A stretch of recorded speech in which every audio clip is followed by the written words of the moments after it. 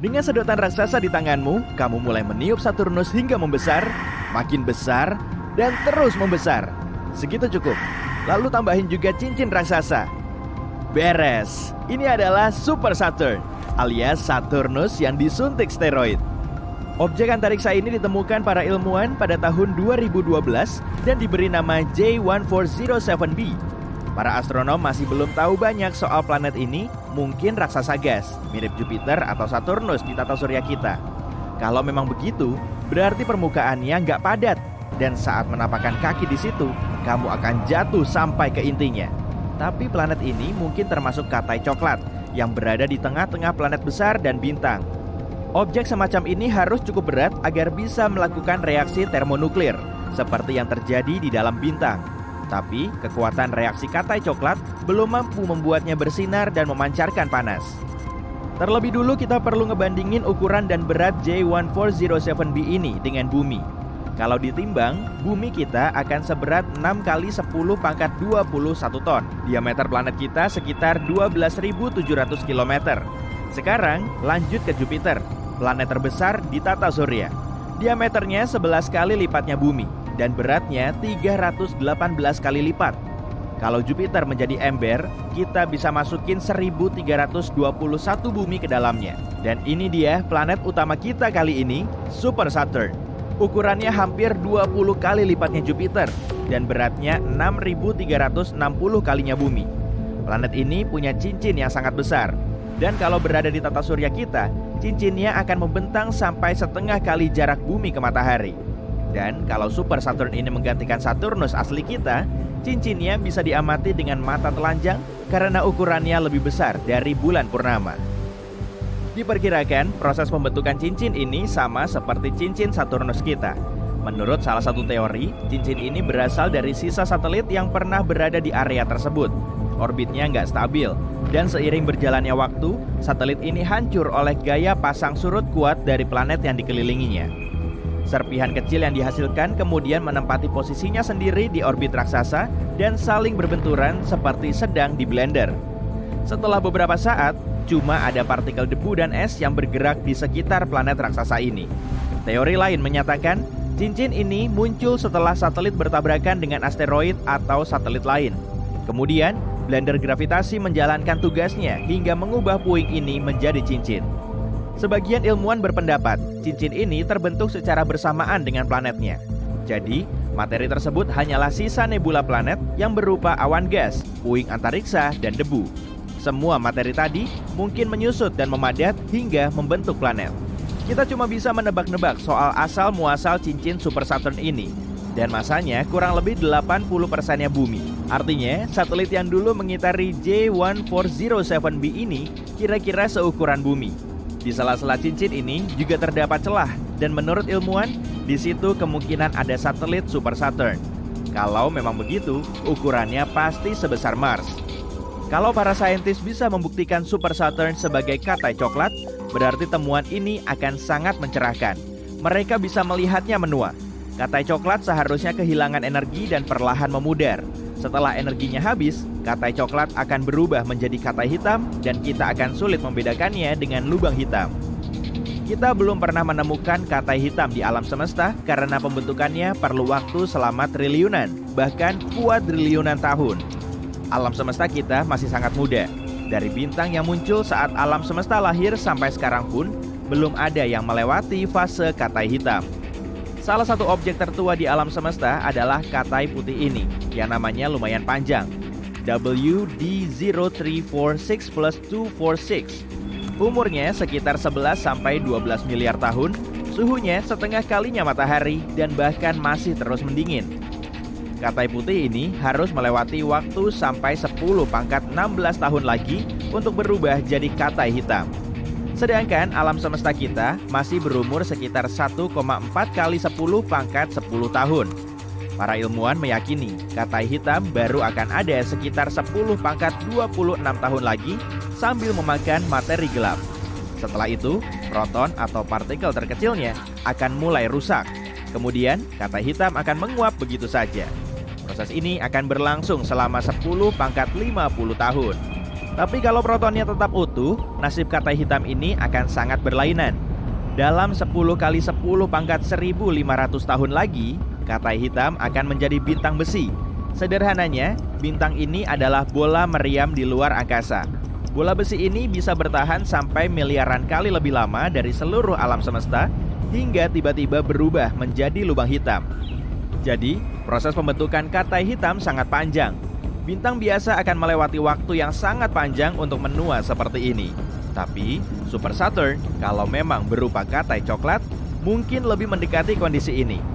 Saturnus yang disuntik steroid ini bukan satu-satunya planet aneh di alam semesta kita. Ada Gliese 436b yang terdeteksi menggunakan metode transit. Transit terjadi saat planet bergerak di antara bintang induk dan bintang pengamat. Posisinya agak mirip seperti gerhana bulan.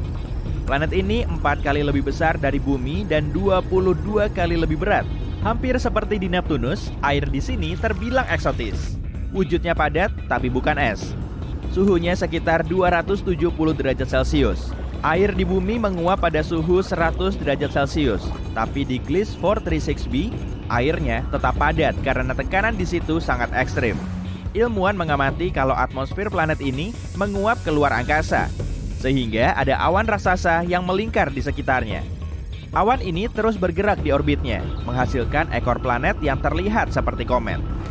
Cancri punya materi berharga yang nilainya lebih besar dari semua uang di bumi kita. Seisi planet ini dihiasi berlian. Luas Cancri sekitar 2 kali lipatnya bumi dan beratnya 8 kali lipat. Planet ini nggak berputar, cuma satu sisinya yang selalu mengarah ke bintang induknya. Suhu permukaannya hampir 2 kali lebih tinggi dari suhu api yang terbakar. Dan karena bintang induknya mengandung banyak karbon, planet ini juga punya banyak karbon. Tekanan dan suhu intens membuat karbonnya berubah menjadi grafit dan berlian.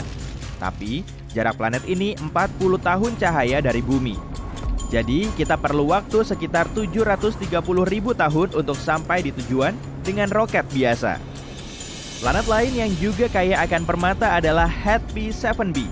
Jaraknya sekitar 1000 tahun cahaya dari bumi. Ukurannya 60% lebih besar dari Jupiter dan bobotnya 2 kali lebih berat. Planet ini sangat dekat dengan bintang induknya, jadi kala revolusinya cuma berlangsung selama 2 hari di bumi. Dan suhunya hampir sepanas katai putih. Pada sisi malam planet ini, kamu akan melihat awan misterius.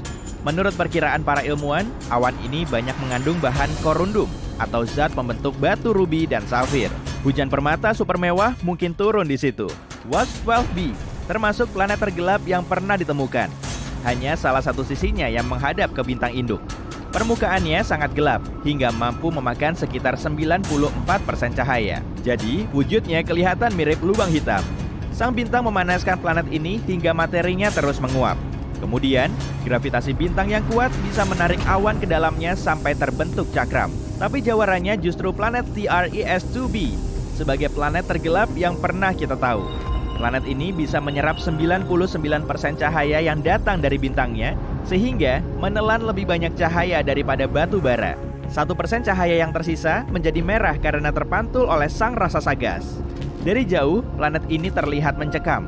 Salah satu planet tertua di alam semesta adalah PSRB 162026b dan umurnya sekitar 12,7 miliar tahun. Artinya, planet ini terbentuk sekitar 1 miliar tahun setelah Big Bang. Umurnya sangat tua dan malahan 2 bintang induknya sudah berevolusi. Salah satunya menjadi katai putih dan yang satunya lagi menjadi pulsar yang berputar hampir 100 kali setiap detik. Suasana pagi di planet ini pasti sangat cantik. Dan sekarang, sistem bintang ini bergerak menuju klaster padat bintang yang mungkin akan menyebabkan tabrakan. Jadi, nasib planet ini nggak diketahui. Kepler 438b menjadi salah satu planet yang paling mirip dengan bumi. Ukurannya cuma 12% lebih besar dan berada di zona Like-Huni bintang induknya. Nggak terlalu mepet ataupun terlalu jauh. Area ini sangat pas, sehingga airnya nggak menguap karena panas dan tidak berubah menjadi es karena dingin. Planet ini mungkin mampu menunjang terbentuknya kehidupan dan di masa depan mungkin akan jadi rumah baru bagi kita. Tapi kita perlu menempuh perjalanan selama 470-an tahun untuk sampai ke situ. Itu pun dengan kecepatan cahaya. Dan menurut hukum fisika, kecepatan sengebut itu gak akan bisa ditempuh. Planet ini dijuluki permata tata surya. Sebagian besar terbuat dari gas, planet ini bisa mengapung di air. Andai kamu bisa menemukan bendungan dengan lebar dan kedalaman 120.000 km. Tapi yang membuat planet ini begitu mudah dikenali adalah cincinnya yang indah, abu-abu, coklat, dan krem. Cincin-cincin ini terdiri dari debu, batu, dan es. Beberapa bagian hanya sebesar butiran pasir, sementara yang lain sebesar gedung pencakar langit. Planet yang kubicarakan adalah Saturnus, dan saat ini bumi sedang meluncur ke arahnya dengan kecepatan super tinggi. Semuanya bermula pada hari biasa, lebih dari setengah tahun lalu. Tiba-tiba, bumi mengubah jalur yang telah diikutinya selama sekian miliar tahun. Tapi alih-alih melaju cepat menuju matahari, bumi malah menjauh dari bintangnya. Setelah dipikir-pikir, mungkin ini akan lebih baik. Kita punya lebih banyak waktu untuk mencari solusinya. Sebelumnya, bumi bergerak mengelilingi matahari dengan kecepatan 108.000 km per jam. Akibat sejumlah alasan misterius, saat bumi meninggalkan orbit, kecepatannya tetap sama. Artinya, kita akan menempuh jarak 1,2 miliar kilometer yang memisahkan planet kita dari Saturnus dalam waktu 1 tahun 3 bulan. Awalnya, tidak ada yang menyadari apa yang terjadi, tapi beberapa jam kemudian, semua menjadi jelas. Terlepas dari kepanikan yang melanda warga bumi, keadaan di bumi masih tampak biasa saja. Tapi dalam sekejap, bumi mulai semakin dingin. Perkiraan para astronom pun negatif. Orang-orang mulai meninggalkan rumah mereka di kutub dan bergerak lebih dekat ke khatulistiwa. Sebagian besar spesies tumbuhan dan hewan mengalami masa yang sulit. Beberapa dari mereka punah, meski kita mencoba menyelamatkannya di rumah kaca dan taman konservasi khusus. Langit berubah dengan dramatis. Dalam seminggu, kita bisa melihat Mars dengan jelas. Bentuknya mirip bola kemerahan besar yang menggantung rendah di atas kepala kita. Jupiter menjadi secerah bulan.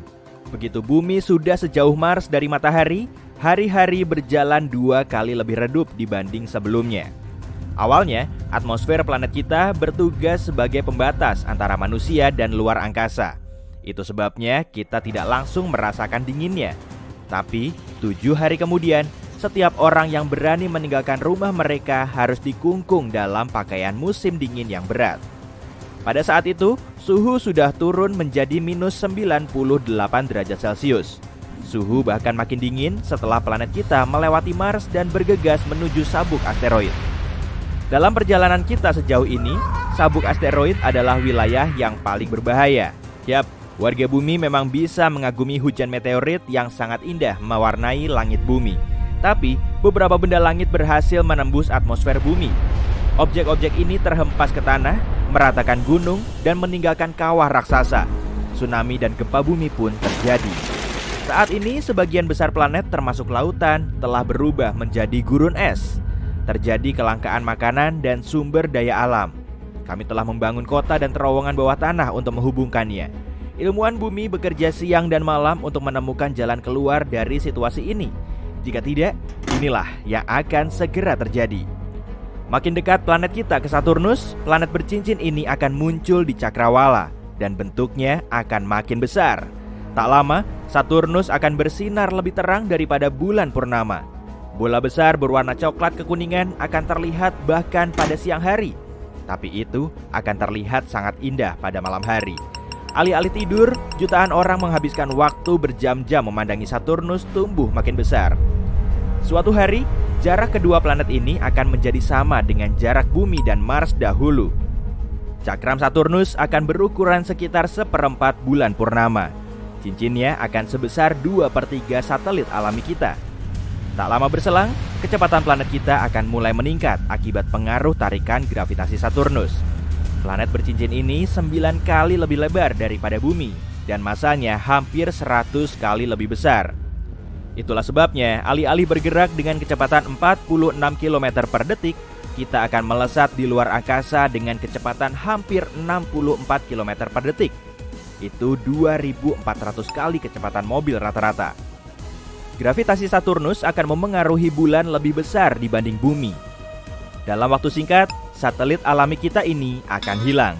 Bulan akan terlempar ke luar angkasa, kemungkinan besar menuju orbit elips mengelilingi matahari. Jika bumi tidak menabrak Saturnus dalam waktu terdekat, suatu hari bulan bisa berpapasan dengan planet kita lagi. Sayangnya, reuni ini tidak akan berakhir baik. Tapi apa yang terjadi di sisi Saturnus? Saturnus adalah salah satu planet terbesar di tata surya, nomor 2 setelah Jupiter. Meski cincin yang mengelilingi planet ini sangat besar, ukurannya terbilang pipih. Tebalnya kurang dari 2 km. Meski begitu, cincin utamanya cukup besar untuk membentang dari bumi ke bulan. Tapi bagaimana planet ini mendapatkan perhiasan yang menakjubkan ini? Di luar tepi luar cincin utama A, B, dan C, ada sesuatu yang para astronom sebut sebagai cincin F. Selain usianya yang sudah beberapa juta tahun, cincin ini adalah yang paling aneh. Cincin yang terus bergeser ini terbentuk dari bahan es dan amat sangat rumit. Lekukan, putaran, dan gumpalan bahan yang lebih cerah membuatnya tampak seperti kepangan. Saturnus punya lebih dari 50 bulan yang telah dikonfirmasi. 2 di antaranya adalah Pandora dan Prometheus, mengapit cincin F di kedua sisi. Mereka bergerak di luar dan di dalam cincin ini dan bertindak layaknya gembala. Mereka menggiring partikel es menjadi pita setebal 96 km. Tapi kenapa kedua bulan Saturnus ini melakukan tarian seperti ini? Belum ada yang tahu. Yang para ilmuwan tahu adalah saat cincin Saturnus berevolusi, materi es mengumpul dan membentuk moonlet atau bulan kecil. Beberapa di antaranya tumbuh dan berubah menjadi bulan terbesar di Saturnus. Tapi 2 di antaranya bertabrakan. Begitulah cincin misterius F muncul. Jika bulan kecil hanya terdiri dari partikel es kecil, tabrakan luar angkasa hanya akan membentuk cincin tanpa ada sisa yang lain. Tapi bulan kecil ini memiliki bebatuan padat yang tetap utuh dan berubah menjadi Pandora dan Prometheus. Kita belum punya bukti bahwa Saturnus pernah bertabrakan dengan objek angkasa besar lain. Bumi kita mungkin yang pertama. Tapi sebelum menabrak planet itu, kita harus melewati cincinnya, termasuk cincin F. Dan tidak, planet kita tidak akan menerobos dengan mudah begitu saja. Cincin Saturnus terbuat dari partikel-partikel kecil. Gravitasi bumi akan menarik beberapa di antaranya keluar dari orbit setelah kita lumayan dekat. Ini akan menghasilkan rangkaian panjang batu yang akan mencapai planet kita. Dan nanti, saat kita melesak masuk, awan partikel es akan terseret di belakang bumi. Tapi ini tidak akan cukup kuat untuk menghilangkan cincin Saturnus sepenuhnya. Cincin ini akan terus mengitari planetnya, tapi orbitnya akan berubah dan menjadi lebih memanjang. Pita bebatuan yang indah pun akan hilang. Seiring waktu, cincin-cincin itu mungkin bisa terbentuk lagi. Tapi bumi tidak akan memberi kesempatan seperti itu. Tabrakan dengan planet kita tetap akan membuat Saturnus terluka. Jika masih ada kemungkinan untuk mengintip ke langit, orang-orang bisa melihat cincinnya hilang satu persatu, tapi tidak lama. Dalam waktu singkat, bongkahan batu terbesar akan mulai menghantam permukaan planet kita, menyelimuti tanah bumi yang tak berpenghuni dengan kawah-kawah. Dalam skenario terburuk, bumi bahkan mungkin bertabrakan dengan salah satu dari sekian banyak bulan Saturnus. Tapi mari bayangkan, kita berhasil melewati area ini dalam keadaan utuh. Dan sekarang planet kita sangat dekat dengan Saturnus.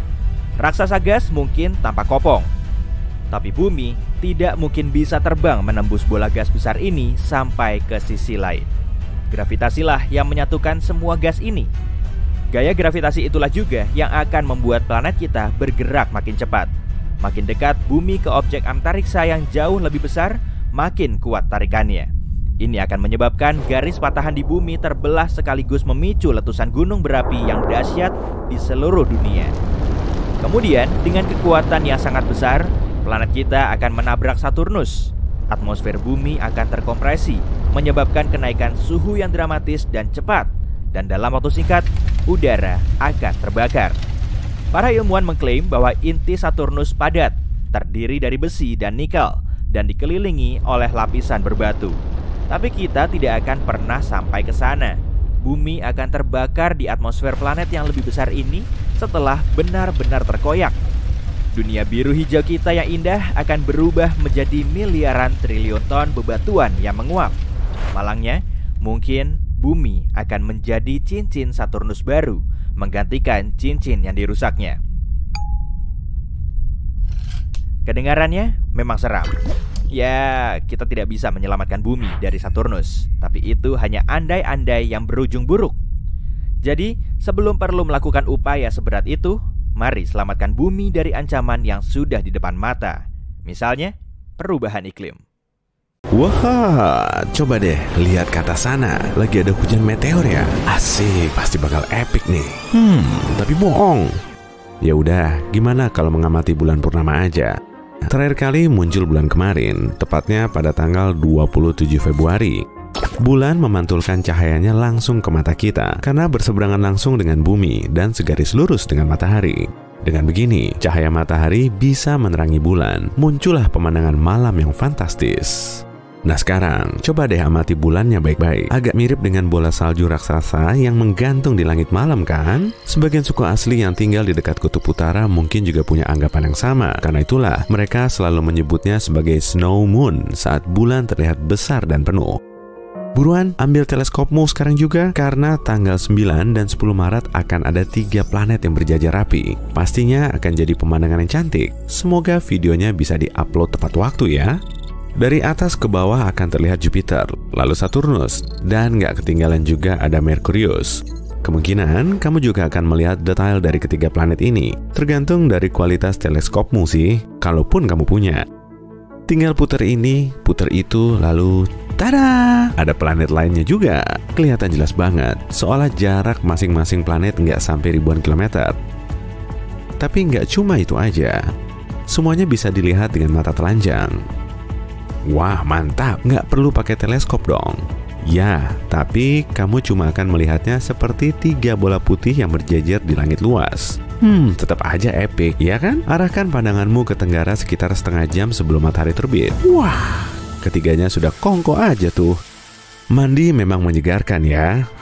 Gimana kalau ku bantu menyegarkan matamu juga dengan hujan meteor? Udah, simpan dulu teleskopmu ini. Tenang aja, kalau kamu nggak sempat melihat semuanya, tahun ini akan terjadi beberapa kali kok. Dan epicnya lagi, waktu kemunculannya lumayan tersebar. Cek dulu kalendermu, lalu pasang pengingat pada bulan April, Agustus, Oktober, November, dan Desember. Dalam sebulan bahkan ada loh yang frekuensinya sampai 2 kali. Contohnya bulan Oktober dan November. Pilih saja bulan dan hari yang pas buat kamu. Cek lagi kalendermu. Ingat juga ya, hindari musim hujan kalau kamu ingin menikmati fenomena menakjubkan ini dengan tenang. Dongakkan kepalamu dan tatap langit gelap sepanjang malam. Tunggu aja sampai hujan meteornya muncul. Atau kalau siang harinya kamu harus ngantor, pasang jam alarm aja biar bisa bangun saat tengah malam. Awas, Merkurius mulai menghantam bumi. Haha, enggak lah. Tenang, planet ini masih ada di posisinya kok. Hanya saja Merkurius akan berada pada jarak terdekatnya dengan bumi pada tanggal 17 Mei. Planet ini akan berada pada elongasi timur maksimumnya, sehingga akan mudah diamati. Sesaat setelah matahari terbenam, arahkan pandanganmu ke ufuk barat dan coba cari planetnya. Peristiwa ini akan terjadi lagi pada tanggal 4 Juli, tapi kamu perlu melihat ke arah timur. Jangan lupa pakai kompas ya. Jarang-jarang kan kamu bisa memandangi Merkurius yang menawan itu sambil menikmati segelas kopi di pagi buta. Kalau kamu melewatkan peristiwa ini, tenang aja. Coba lagi pada tanggal 14 September dan 25 Oktober. Akan seperti apa ya kalau bulan kehilangan warna putih alaminya? Fenomena ini akan terjadi beberapa hari setelah Merkurius muncul pertama kali sepanjang tahun, yaitu pada tanggal 26 Mei. Pada tanggal tersebut akan terjadi gerhana bulan total. Perlahan, bulan akan mulai terlihat gelap, seolah permukaannya dilumuri cat merah, sampai kemudian warnanya berubah menjadi merah membara seperti ini. Sayangnya, fenomena ini cuma bisa diamati di Samudra Pasifik. Itu pun dengan berlayar atau di area nan tenang di Asia Timur. Kalau kamu berada di sekitar Tokyo Tower saat peristiwa ini, wah, kamu beruntung banget. Gerhana bulan total ini akan terlihat di seantero Jepang. Atau kalau kamu kebetulan tinggal di kawasan timur Amerika Utara, kamu juga akan mengamati perubahan bulan. Nggak akan berubah wujud jadi serigala sih, kecuali kalau kamu jadi werewolf. Yang berubah cuma warnanya. Masih soal bulan, kamu ingat lubang hitam raksasa kan? Nah, fenomena astronomi yang satu ini juga mirip-mirip dengan lubang hitam. Pada tanggal 10 Juni, yaitu selama gerhana matahari cincin, bulan akan berada pada titik terjauhnya dari bumi. Saat itulah bulan akan menutupi sebagian besar matahari dan meninggalkan sedikit lengkungan yang bisa kita lihat. Nah, saat peristiwa ini, langit cuma akan memperlihatkan cahaya cincin berukuran besar. Kemungkinan kamu nggak akan bisa melihat bulan di langit sana, karena wujudnya akan sama dengan area di sekitarnya, tanpa warna atau hitam pekat. Cincin yang kamu lihat itu adalah sinar matahari. Oke, mumpung kita masih bahas soal cincin, yang satu ini juga nggak kalah epic. Cincin Saturnus. Planet ini memang super komplit, termasuk planet. Cek, punya cincin. Cek, dan jangan kaget juga dengan fakta ini. Punya 82 satelit. Mungkin tiap tahun ada aja satelit baru yang bermunculan ya. Pada tanggal 2 Agustus, Saturnus akan berada pada titik terdekatnya dengan bumi. Dan matahari akan membantu menerangi planet ini. Selain terlihat paling terang sepanjang tahun, Saturnus juga akan muncul sepanjang malam. Saatnya mengeluarkan teleskopmu lagi. Teleskop sedang juga bisa dipakai kok. Itu pun kalau kamu mau melihat cincin dan beberapa satelitnya yang paling terang. Ada juga planet lain yang mendekati bumi, Jupiter. Tepatnya pada tanggal 19 Agustus.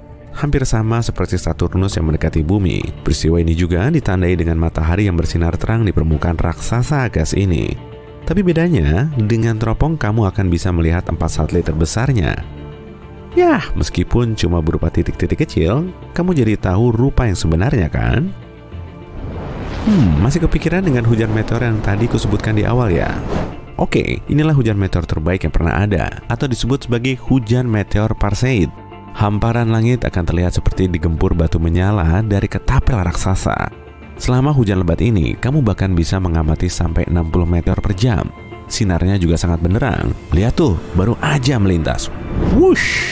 Wah, ada lagi tuh yang nyusul. Tanggal 12 dan 13 Agustus emang paling pas buat rebahan santai di atas rerumputan sambil mengamati langit. Biasanya, selama 2 hari ini, langit malam akan terlihat cerah dan gelap. Cocok banget lah untuk melihat hujan meteor. Kamu pernah lihat bulan yang warnanya kemerahan kan? Peristiwa ini disebut dengan gerhana bulan parsial dan terjadi pada tanggal 19 November. Bulan merah yang sama akan semakin gelap saat bergerak melintasi bayangan bumi. Sayangnya, fenomena ini cuma bisa diamati di sebagian wilayah. Ini bumi kita. Yuk kita tandai dulu tempat-tempat yang bisa kamu datangi untuk melihat gerhana bulan parsial ini. Pertama ada Eurasia Timur, kemudian Jepang. Samudra Pasifik juga masuk dalam daftar ini, tapi kamu perlu naik kapal untuk sampai ke sana. Berikutnya Amerika Utara, Meksiko, Amerika Tengah, dan terakhir sebagian wilayah barat Afrika Selatan. Pakai dulu kacamata gerhana mataharimu ya untuk menyaksikan fenomena astronomi terakhir sepanjang tahun ini, gerhana matahari terakhir. Fenomena ini akan terlihat sangat jelas karena bulan akan menghalangi matahari hampir selama 2 menit. Kamu juga akan bisa melihat korona matahari atau atmosfer terluar matahari. Tapi yang bikin ngenes, kamu harus pergi ke Antartika atau Atlantik Selatan untuk melihatnya. Kalau kamu nekat mau pergi juga, hati-hati aja deh. Katanya di sana dingin. Brrr.